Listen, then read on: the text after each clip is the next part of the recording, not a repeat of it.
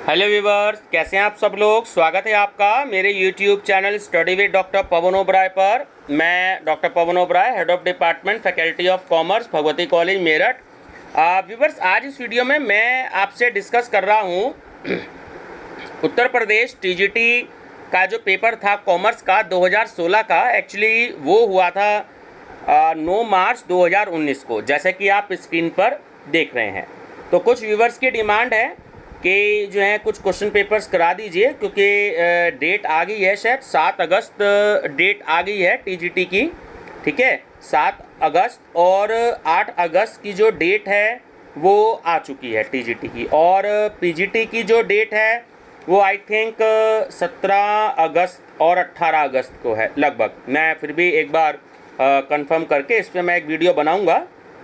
Government का जो notification है, तो ये काफ़ी सारे बच्चों की डिमांड थी कि सर एक बार आप जो है क्वेश्चंस करा दीजिए टीजीटी के। तो ये मैं आपको 2016 का करवा रहा हूँ क्वेश्चन, जो ये पेपर हुआ था 9 मार्च 2019 को। ठीक है, ये तो देखिए ऐसी ही आपको बुकलेट मिलती है और नीचे इंस्ट्रक्शंस हैं, ये आप पढ़ लीजिएगा। और इसमें जो आंसर हैं वो देखिए डिटेल आंसर हैं। ठीक है ना, तो अगर कोई आंसर है तो वो क्यों है मैं ज़्यादा डिटेल में नहीं बताऊंगा, क्योंकि 125 क्वेश्चन है, वीडियो बहुत ज़्यादा बड़ी हो जाएगी।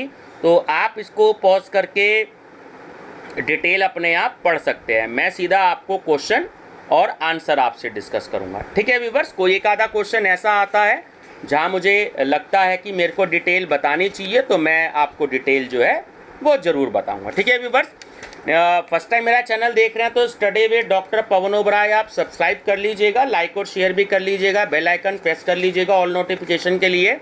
और मैंने जो एक प्लेलिस्ट बना रखी है टीजीटी सोल्ड पेपर, और एक प्लेलिस्ट मेरी 164 वीडियो की है, तो उसमें मैंने उस समय जब प्लेलिस्ट नहीं बनाई थी तो उसमें भी 2-3 क्वेश्चन पेपर हैं, तो आप उसको 164 वीडियोस वाली प्लेलिस्ट की स्टडी कर लीजिएगा और एक टीजीटी वाली प्लेलिस्ट की स्टडी कर लीजिएगा, है ना। उसमें 2019 का क्वेश्चन पेपर है। ठीक है, चलिए व्यूअर डिस्कस करते हैं।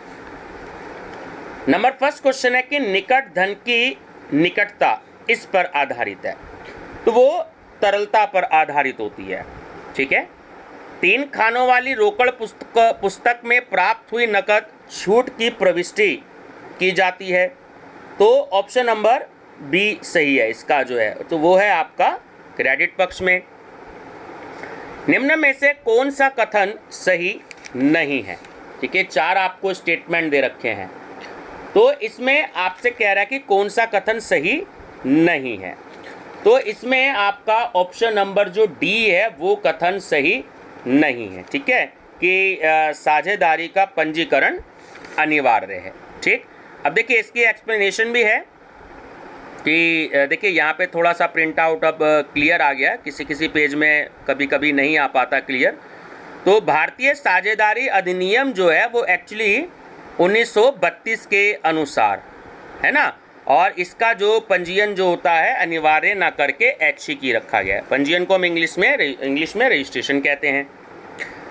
निम्नलिखित में से एक पूर्ण बाजार की बाजार संरचना की विशेषता है, तो सी सही है कि बिक्री लागतों की अनुपस्थिति।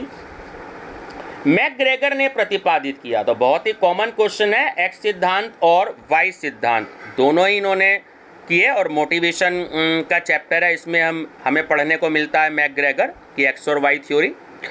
निम्नलिखित में से कौन सा कथन सही नहीं है, तो ऑप्शन नंबर ए कि पुस्त पालन का कार्य विश्लेषणात्मक प्रकृति का है।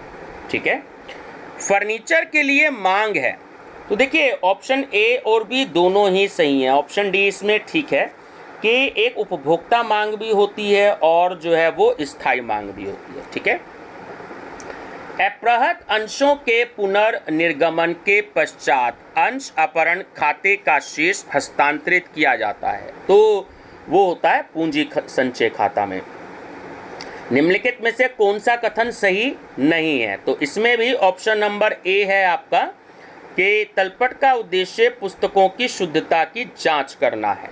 ठीक है, श्रीमान एक्स टीसीएस के विपणन प्रबंधक हैं, तो ये है ऑप्शन बी मध्यम स्तर के प्रबंधक। ठीक है, एक होता है आपका टॉप लेवल, एक होता है मिडिल लेवल और एक होता है लोअर लेवल। ठीक है, इस 3 तरीके के मैनेजमेंट होते हैं।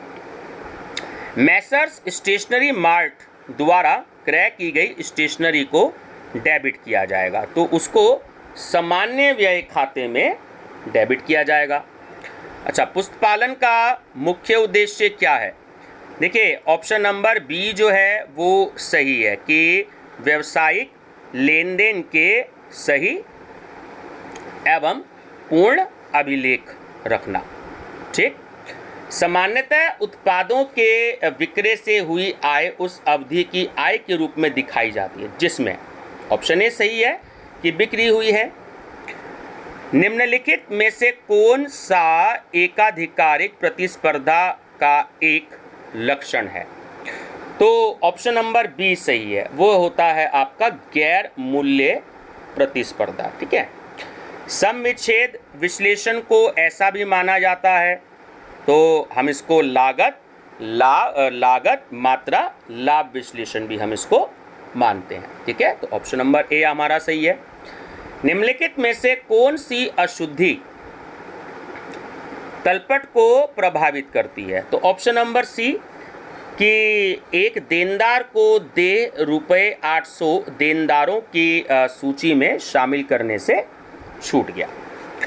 चलिए नेक्स्ट है, यदि बैंक खाते का शेष डेबिट पक्ष से क्रेडिट पक्ष अधिक है तो यह इंगित करता है, जाहिर सी बात है, बैंक अधिविकर्ष, इंग्लिश में हम इसे कहते हैं बैंक ओवरड्राफ्ट। ठीक है, फर्नीचर व्यापारी द्वारा की गई फर्नीचर की नकद बिक्री को डेबिट किया जाता है, तो इसको हम रोकड़ खाते में डेबिट करेंगे, कैश अकाउंट में।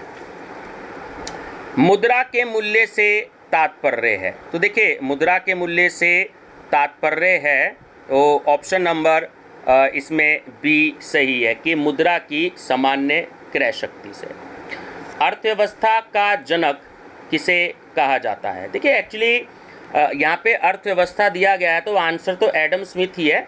अगर आपसे ये भी क्वेश्चन पूछा जाए कि अर्थशास्त्र का जनक, ठीक है, तो वो एक्चुअली वर्ड होना चाहिए था यहाँ पर सही, अर्थशास्त्र का जनक, तो वो है हमारा एडम स्मिथ। ठीक है, चलिए लघु कार्य का क्या आशय है? तो शॉर्ट वर्किंग के बारे में आपसे पूछ रहा है, अगर आपको फार्मूला याद है तो आप कर सकते हैं।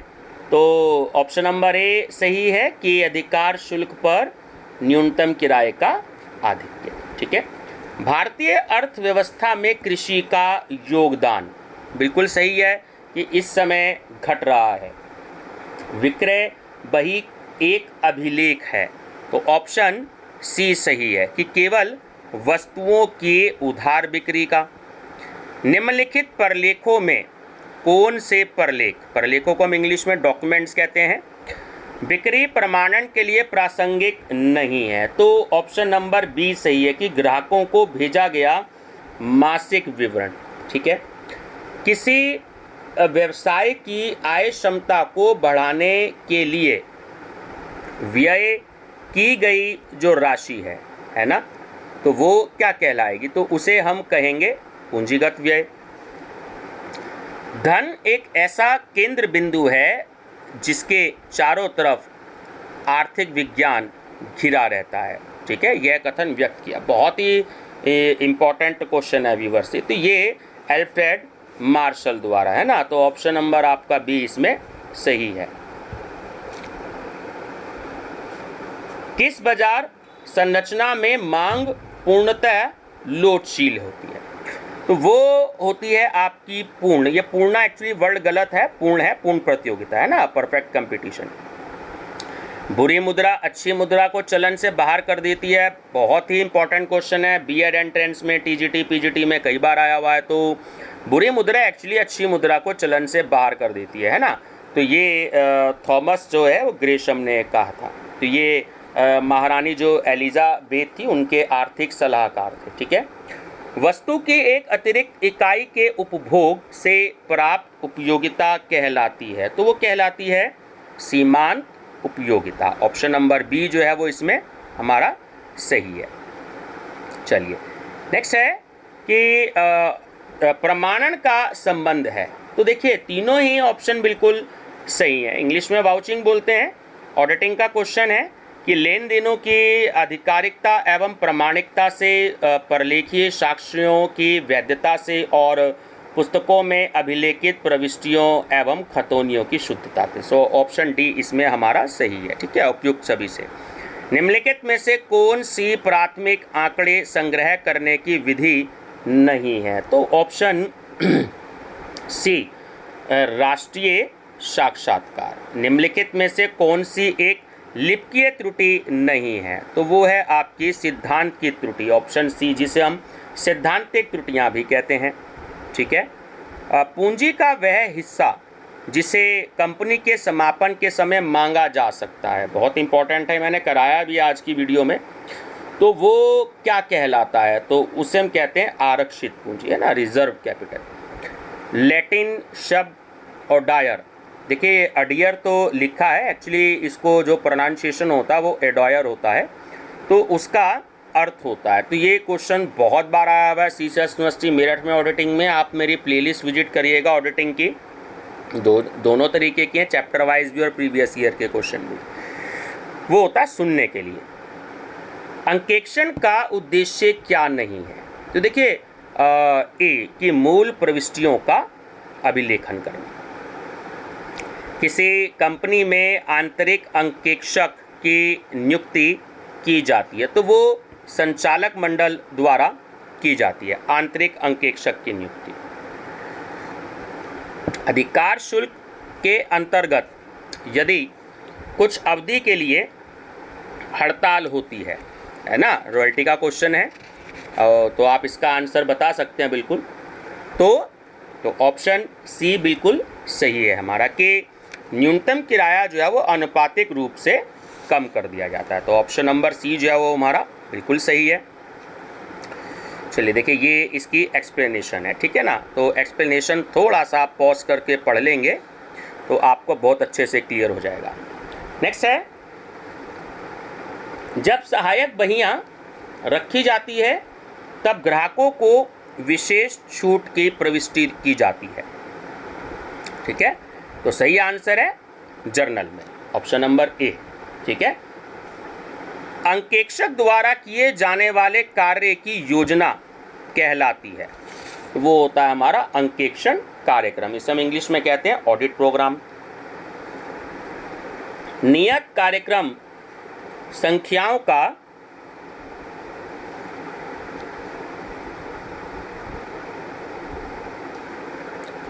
नियत क्रमबद्ध संख्याओं का मध्य मूल्य है, ठीक है। तो सही आंसर है आपका माध्य का, ठीक है, मीडियन। आय एवं व्यय खाते द्वारा प्रकट होने वाले आधिक्य अथवा कमी को अंतरित किया जाता है, तो सही आंसर है ऑप्शन डी, पूंजी निधि में।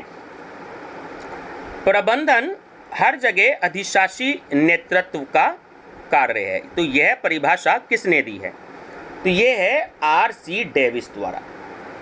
निम्नलिखित में से कौन सी त्रुटि तलपट यानी ट्रायल बैलेंस के मिलान को प्रभावित नहीं करती है?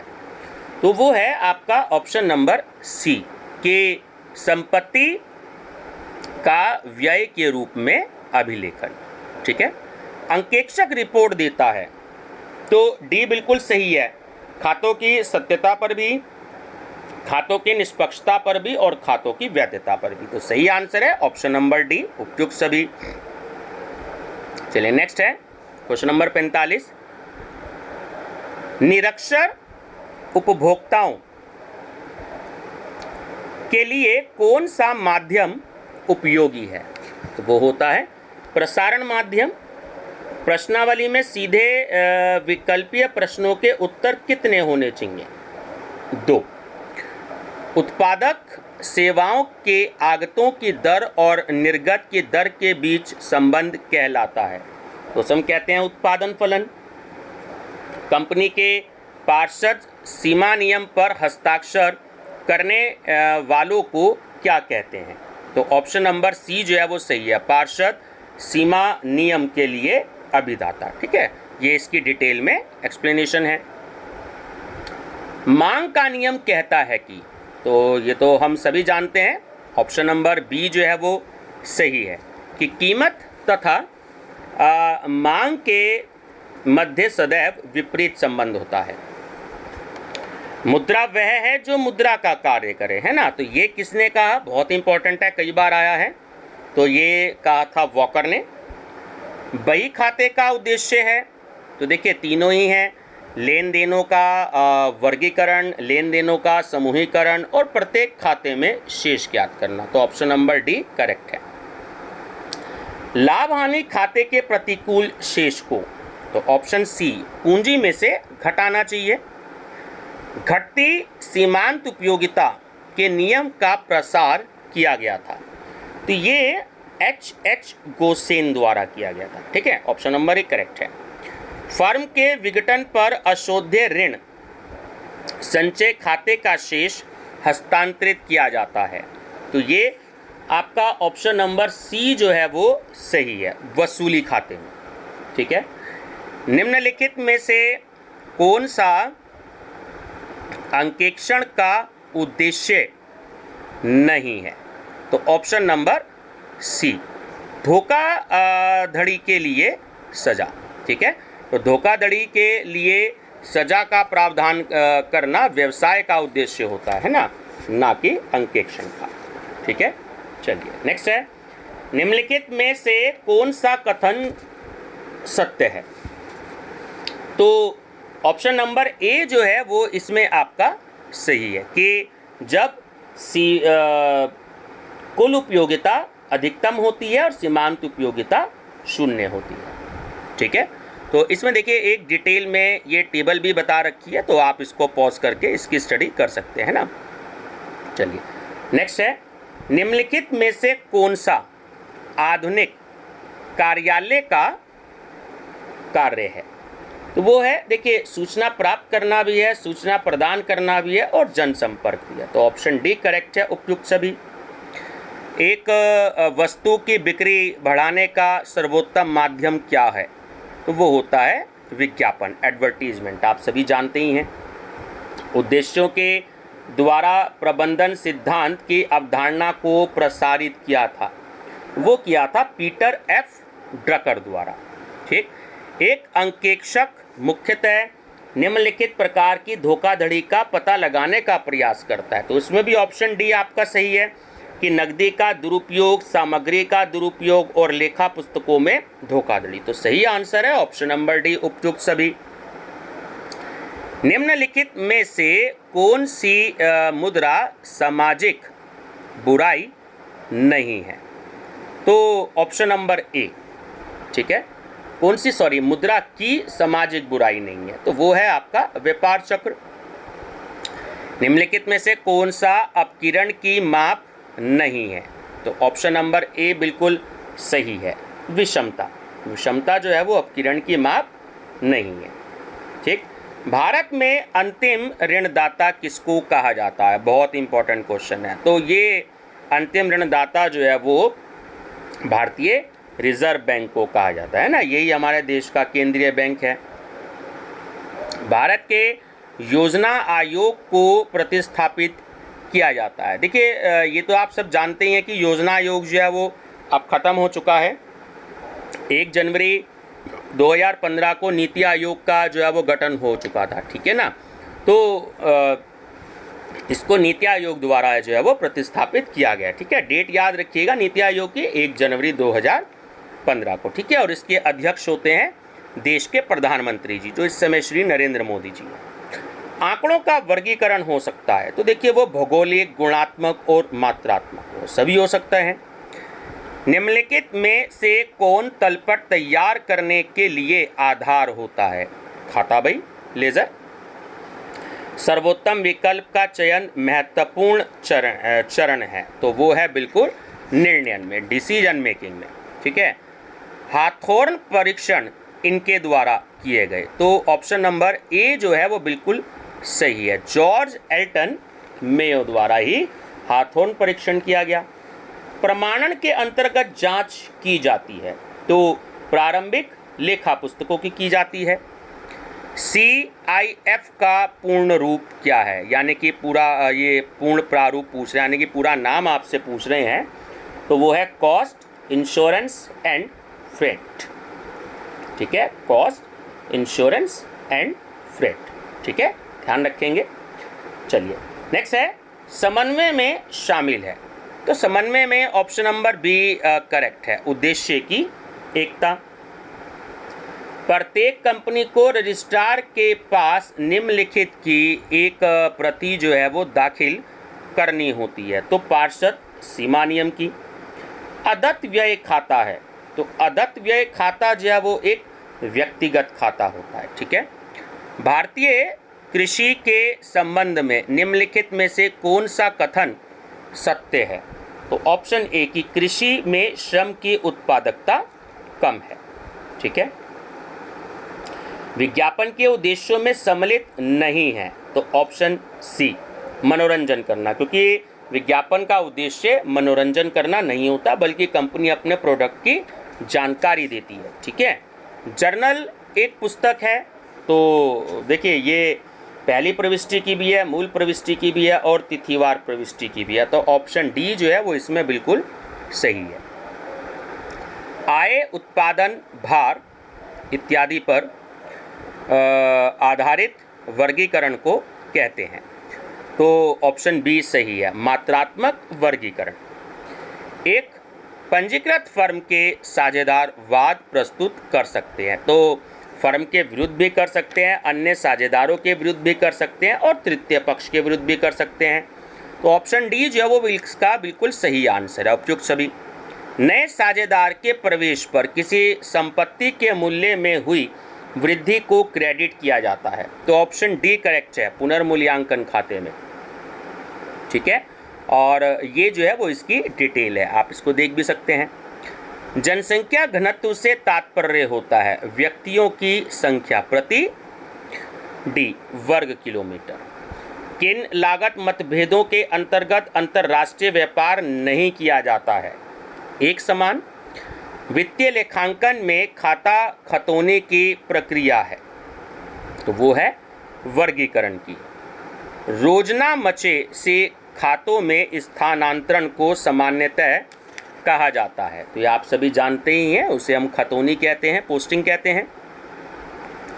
किस बाजार संरचना के अंतर्गत विज्ञापन करना जीवन और मृत्यु का मामला बन जाता है, तो वो होता है आपका अल्पाधिकार। बहुत इंपॉर्टेंट क्वेश्चन है, ध्यान रखेंगे।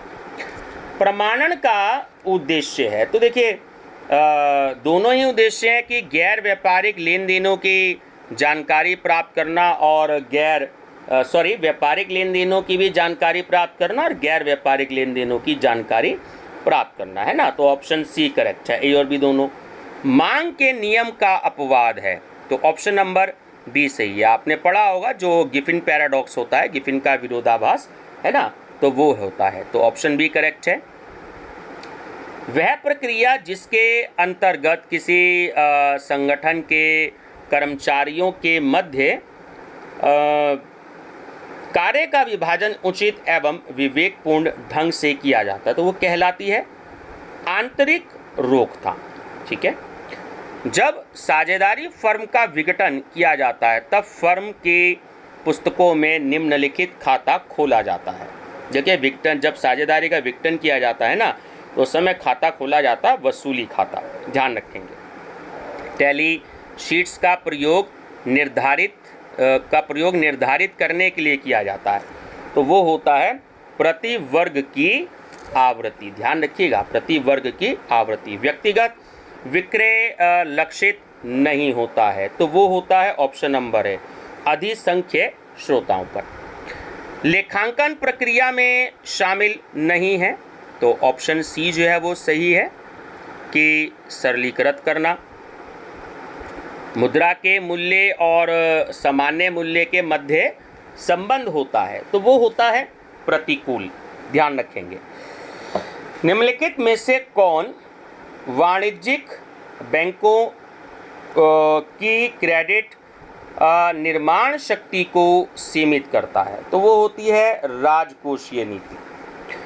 खाते के दोनों पक्षों का योग करने और अंतर को ज्ञात करना कहलाता है, तो उसे हम क्या कहते हैं, संतुलित करना। लेखांकन की वह अवधारणा जिसके आधार पर लाभ और हानि खाता तैयार किया जाता है तो कहलाती है, तो देखिए वो कहलाती है मिलान। निम्नलिखित में से कौन सा मुद्रा का कार्य नहीं है? तो जो ऑप्शन सी है आपका कीमतों का स्थिरीकरण, है ना। देखिए नीचे एक चार्ट भी दे रखा है कि प्रमुख कार्य, सहायक कार्य, आकस्मिक कार्य, विविध कार्य कौन कौन से हैं, तो आप देख सकते हैं। व्यक्तिगत विक्रय में सम्मिलित है, तो देखिए तीनों ही सम्मिलित है, मौखिक संप्रेषण भी, आमने सामने की बातचीत भी और ग्राहकों से बातचीत भी। तो ऑप्शन डी करेक्ट है उपयुक्त सभी। एक जर्नल प्रविष्टि जिसमें 2 या 2 से अधिक खाते डेबिट या क्रेडिट किए जाते हैं तो वो कहलाते हैं संयुक्त प्रविष्टि। ठीक है। प्रबंधन एक ऐसा अंग है जिसे केवल कार्यों के माध्यम से परिभाषित किया जा सकता है। तो ये परिभाषा किसने दी है? तो ये परिभाषा दी है पीटर एफ ड्रकर द्वारा। प्रतिस्पर्धा को प्रतिबंधित करना है। एक सी प्रतिबंधित व्यापार व्यवहार। एक लिपिक रमेश को भुगतान किए गए वेतन को क्रेडिट किया जाना चाहिए रोकड़ खाते में। सिस्टम दृष्टिकोण इनके द्वारा प्रचारित नहीं है। देखिए वो है आपका पीटर ड्रकर। बाकी जो WG स्कॉट हैं, रॉबर्ट हैं और GD थॉमसन हैं, ये इन तीनों का नाम आएगा, है ना। इन तीनों ने सिस्टम दृष्टिकोण को प्रचारित किया था। तो पुस्तपालन का मुख्य कार्य क्या है? तो सी ऑप्शन सही है कि वित्तीय समंकों का अभिलेखन करना। कंपनी अधिनियम की धारा 2 और 36 किससे संबंधित है? तो ये आपकी संबंधित है प्रविवरण से। हालांकि अब ये थोड़ी सी चेंज हो गई है क्योंकि अब जो है कंपनी अधिनियम 2013 चल रहा है। ठीक है ना, तो थोड़ी सी धारा इसमें चेंज हो गई है कंपनी अधिनियम 2013 के अनुसार। निम्नलिखित में से कौन सा औसत बिंदु रेखीय प्रदर्शन द्वारा ज्ञात नहीं किया जा सकता है? वो होता है आपका समांतर माध्य। ध्वनि प्रदूषण उत्पन्न होता है जब ध्वनि की तरंगें बढ़ जाती हैं, तो वो होती हैं 30 से 40 डेसिबल से।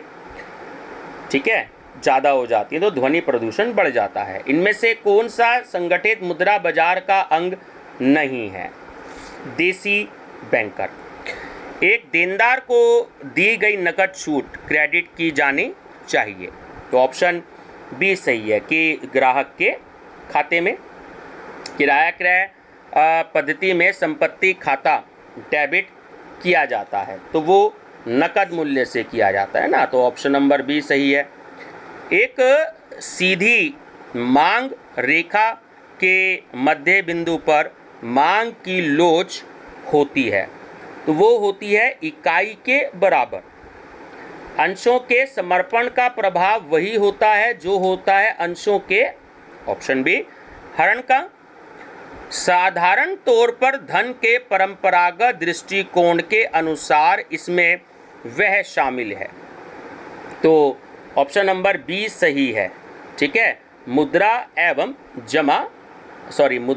मांग जमा राशि। ठीक है, इसमें चारों दृष्टिकोण दिए थे तो ये देखिए डिटेल एक्सप्लेनेशन ये है इसकी। एक नया साझेदार अपने भाग की ख्याति के रूप में नकदी लाता है तो यह राशि पुराने साझेदारों में बांटी जाएगी, तो ये त्याग के अनुपात में बांटी जाएगी। ध्यान रखिएगा, जब भी कोई न्यू पार्टनर एंटर करता है आपकी फर्म में और वो कैश लाता है ना, तो त्याग के अनुपात में, सैक्रिफाइसिंग रेशियो में। कार्यालय कार्य के निष्पादन हेतु सामान्य नियमों एवं विनियमों का उल्लेख मिलता है, तो वो कार्यालय नियमावली में मिलता है। निम्नलिखित में से कौन सा उत्पादन फलन का एक गुण नहीं है? तो वो है आगतों की मात्रा, ऑप्शन नंबर सी। किसी ग्राहक द्वारा वापस किए गए माल को डेबिट किया जाता है तो वो किया जाता है ऑप्शन नंबर ए, विक्रय वापसी खाते में। ठीक है, विक्रय वापसी खाते में। किस्त भुगतान पद्धति की दशा में विक्रेता को कुल प्राप्य ब्याज जमा किया जाता है तो वो ऑप्शन ए सही है, ब्याज उच्चंत खाते में, इंटरेस्ट सस्पेंस अकाउंट में। चार्टर पार्टी का प्रयोग कब किया जाता है? देखिए क्वेश्चन बहुत बार पूछा गया है। चार्टर पार्टी का प्रयोग किया जाता है निर्यात व्यापार में। ऑप्शन नंबर ए करेक्ट है। बैंकों के मृत स्टॉक, जो डेड स्टॉक होता है, उसके संदर्भ में निम्नलिखित में से कौन सा कथन असत्य है? ऑप्शन डी कि ये गैर निष्पादन संपत्तियां हैं। भारत के विदेशी व्यापार की समस्याओं में से एक है, वो है ऑप्शन नंबर सी, व्यापार की प्रतिकूल शर्तें। भारतीय अर्थव्यवस्था में 1991 के संकट की उत्पत्ति हुई थी, तो वो हुई थी बाह्य क्षेत्र से। ठीक है। निम्नांकित में से कौन सा हाथोर्न परीक्षण का अंग नहीं है? तो वो है जन सभा कक्ष। निम्नलिखित में से कौन सा एक अपकिरण का सापेक्ष माप है? तो वो है आपका विचरण गुणांक। ठीक है। चलिए, तोरण वक्र की सहायता से हम अनुमान लगा सकते हैं, माध्यिका का लगा सकते हैं। प्रवर्तक द्वारा अपने व्यक्तिगत उपयोग के लिए आहरित नकद को डेबिट किया जाता है, तो वो ऑप्शन नंबर डी आपका करेक्ट है कि बी और सी दोनों, मतलब पूंजी खाते में भी और आहरण खाते में। तो ये व्यूअर्स पूरा क्वेश्चन पेपर है आपका 2016 का, है ना। अगर आप इसकी पीडीएफ फाइल मुझसे इस क्वेश्चन पेपर की मंगाना चाहते हैं तो नीचे जो डिस्क्रिप्शन बॉक्स में मोबाइल नंबर दे रखा है, आप उस पर मेरे को कॉल कर सकते हैं और केवल 15 रुपये आप मेरे अकाउंट में जमा करेंगे तो आपको जो है ये इसकी पीडीएफ मिल जाएगी। पीजीटी टीजीटी के पेपर की मैंने केवल बहुत नॉर्मल रखा, ये मेरे पास 4 साल के इंग्लिश मीडियम में भी अवेलेबल है। ठीक है, 400 क्वेश्चन इंग्लिश मीडियम के भी हैं, तो मैं पहले हिंदी में डिस्कस करूंगा, उसके बाद मैं इंग्लिश में करूंगा, क्योंकि यूपी बोर्ड में हिंदी मीडियम के बच्चों की थोड़ी सी स्ट्रेंथ जो है वो ज़्यादा है। ठीक है व्यूअर्स, तो ये प्लेलिस्ट आपकी वही रहेगी, टीजीटी सोल्ड पेपर, और जो पीजीटी वाले करवाऊंगा तो वो मैं उसकी पीजीटी वाली प्लेलिस्ट में अपलोड करूंगा। ठीक है व्यूअर्स, तो वीडियो पसंद आया तो लाइक शेयर सब्सक्राइब जरूर करिएगा। Thank you.